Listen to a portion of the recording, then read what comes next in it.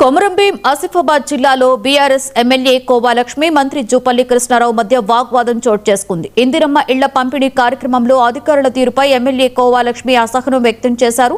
నియోజకవర్గ ఎమ్మెల్యేగా తనకు కనీస సమాచారం ఇవ్వడం లేదని, ప్రోటోకాల్ పాటించడం లేదని ఆరోపించారు. ఇందిరమ్మ ఇళ్ల మంజూరు వివరాలు, లబ్ధిదారుల జాబితా కూడా అధికారులు ఇవ్వలేదని కోవాలక్ష్మి అన్నారు.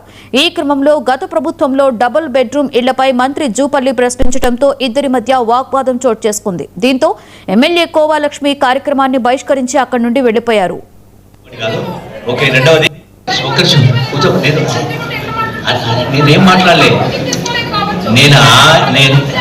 నేనేం మాట్లాడలేదమ్మా, కూర్చోండి. ఒక నిమిషం కూర్చోవాలి. ఇది నేను ఒక్క నిమిషం జోడేఘాట్లో గతంలో ఉన్నవంటి మన సీతక్క గారు 5 కోట్లు అక్కడ కొబ్బరికాయలు కొట్టి బండ పెట్టింది. ఇప్పటి వరకు అది దాన్ని స్పందించింది లేదు, చేసింది లేదు. ఇప్పటి వరకు అది పని స్టార్ట్ చేసింది కూడా లేదు. ఏ రోజు ఎక్కడ పట్టించుకుంటున్నారే? ఈ రోజు ఆసిఫాబాద్ నియోజకవర్గంలో గత ప్రభుత్వం గురించి మాట్లాడుతున్నారు. జూపల్లి గారు ఎట్లా మాట్లాడుతున్నారు? ఆయన ఈ బిల్డింగ్ ఎవరు కట్టించారే? కేసీఆర్ గారు కాదా?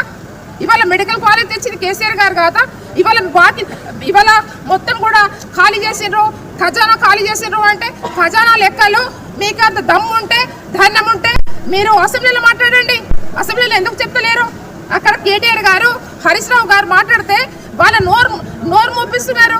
ఇవాళ ఏమంటారు? ఖజానా ఖాళీ ఉంది, ఏమి ఇయ్యలేకపోతున్నాం, చేయలేకపోతున్నాం అంటారు. ఇవాళ ఆసిఫాబాద్ నియోజకవర్గంలో ఏవైతే హౌసింగ్ ఉందో, హౌసింగ్ డిపార్ట్మెంట్ మొత్తం కాంగ్రెస్ కార్యకర్తలు ఇచ్చిన వంటి లిస్టులు పెడుతున్నారు. ఏదైతే మన కుట్టు మిషన్లు వచ్చినాయి మహిళలకు, ఆ మహిళల కుట్టు మిషన్లు కూడా కాంగ్రెస్ కార్యకర్తల నుంచి తీసుకుంటున్నారు. ఇది కరెక్ట్ అనేది చెప్పండి. ఇవాళ నేను ఆసిఫాబాద్ ఎమ్మెల్యేగా నేను మాట్లాడుతున్నాను, ఒక ఆదివాసీ మహిళగా. ఇవాళ వీళ్ళు ఎంత చిన్న చూపు చూసినా కూడా ఈ రోజు ప్రజలు గమనిస్తున్నారు. ప్రజలు వీళ్ళు చేస్తున్నామంటే